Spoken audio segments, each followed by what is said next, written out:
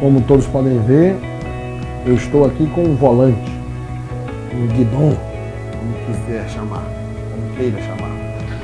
Um instrumento, né, presente em todo veículo. Ele tem que estar lá.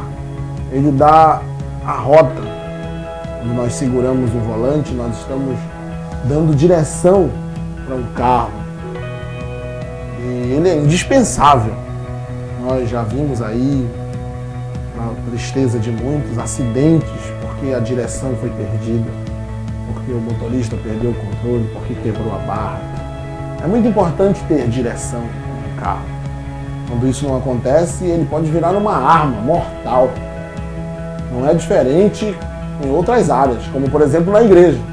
Uma igreja precisa de direção, precisa saber para onde está indo, precisa de uma rota, precisa ser madura para caminhar. E pessoas precisam assumir essa direção. Uma igreja sem direção, uma igreja que não tem ninguém lhe dando o sentido para onde ir, pode acabar em morte, pode acabar em fracasso, em declínio. Agora, hoje, nesse 17º dia de propósito, eu quero deixar essa mensagem para o seu coração. Se você estiver lendo o seu livro, você vai perceber que o tema de hoje é quando o discipulado não acontece. E quando o discipulado não acontece, certamente a direção é perdida, a rota é perdida. A palavra de Deus lá em Atos dos Apóstolos, no capítulo 2, versículo 42, um versículo muito conhecido por nós, fala da igreja, como ela estava naqueles dias. Eles perseveravam na doutrina dos apóstolos. E aquele era o começo do ensino dos apóstolos. Partindo pão de casa em casa, se relacionando na frente do templo. Eles estavam se relacionando em discipulado. Havia comunhão, havia base de ensino. O ensino era praticado, era transferido. As pessoas estavam de acordo com aquilo que era ensinado. O discipulado é essa transferência de ensino. Paulo disse, ensina, Timóteo, o que eu te passei, o que eu transferi para você, ensina a homens fiéis. Reproduz o que você tem aprendido. O discipulado precisa funcionar. A direção está aí. Paulo falou de uma cadeia de discipulado. Ela ia sendo dando sequência à medida que ele pegasse o ensinamento e transferisse para os outros. Uma igreja que não exerce o discipulado, que não pratica ele, ela está destinada, ela corre o risco de ocupar a superficialidade.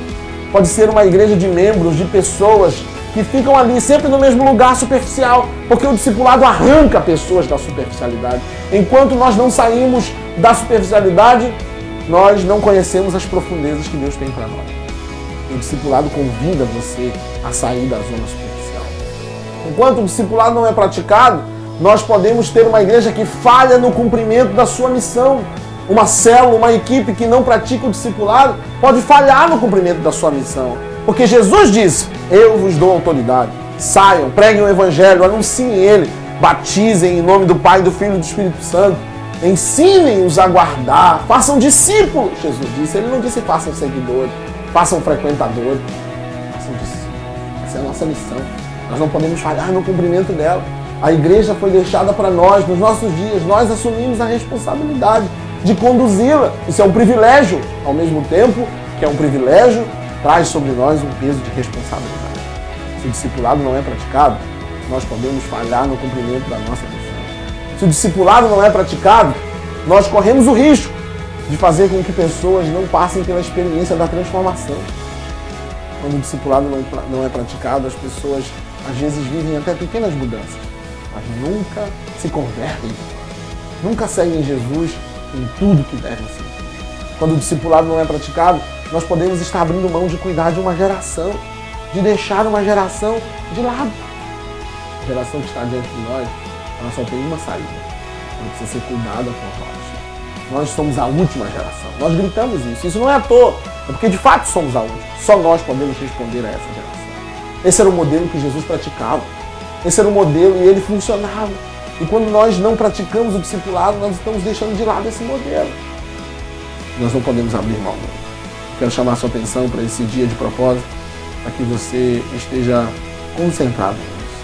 Para que você não queira passar ou assumir as consequências de uma igreja que não tem direção, de uma equipe, de uma célula que não tem direção. Pratique o discipulado.